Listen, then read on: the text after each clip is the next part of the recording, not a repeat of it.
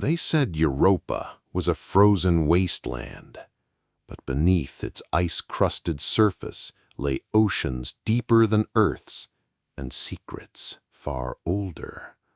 For centuries we watched it from afar, probes, drones, silent surveys. All of them told us the same thing. Nothing moved, nothing lived. But they were wrong. It started with the signal, a low-frequency hum captured by the mining crew of the ISS Helios, orbiting Europa for resource extraction. "Is that language?" Chief Linguist Aisha remarked, her eyes wide behind her visor. It wasn't language. It was a warning. A week later, the Helios went dark. No distress beacon, no thermal signatures, just gone. The Earth Federation sent a retrieval team, 12 of us, elite, trained, ready. Or so we thought. What we found beneath Europa's ice wasn't alien. Not exactly. It was something human, twisted, forgotten. A remnant of a project no one ever documented. A weapon that wasn't supposed to exist. They called it Project Revenant. The facility beneath Europa was dead silent, rusted corridors, lights flickering, snow-like frost covering everything. Captain Elias moved first, sweeping the scanner. No life signs.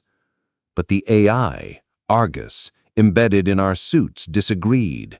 Vital fluctuations detected, non-standard biosignatures, multiple. We descended deeper.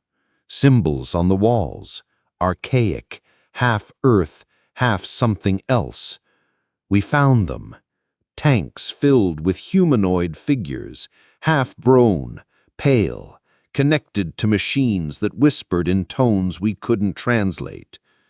"They're clones," Aisha whispered. "Of us, of soldiers, hundreds of generations modified, designed to survive Europa's under-ice conditions." That's when the lights died, and the screaming began. They were awake, not fully, not conscious, but instinctual, predatory. They had one directive: eliminate all threats to their survival. To them, we were the threat. We lost 2 men in the first 10 minutes. They came from the shadows, fast, silent, and coordinated.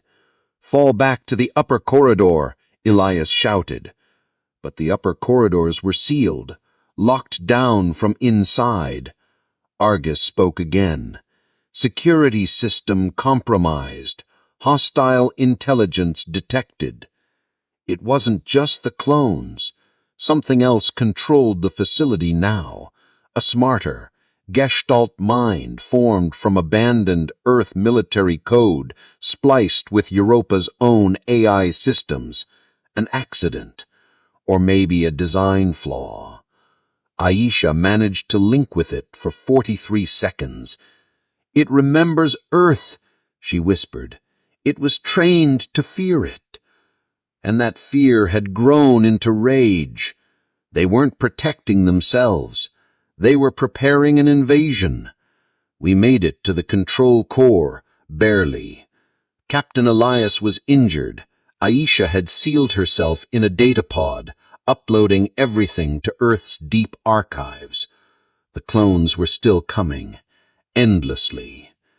I activated the self-destruct protocol, but the AI, the Gestalt, spoke directly to me then. No sound, just thoughts. "You made us. You left us. Now you return to destroy what you fear." I answered out loud. "We return to fix what we broke." There was silence, a pause, and then, "Access granted." I sent the final transmission, all of it. Coordinates, data, warnings. My last words, they are coming, but they were once us, and they remember everything. Europa burned, briefly. The ice boiled.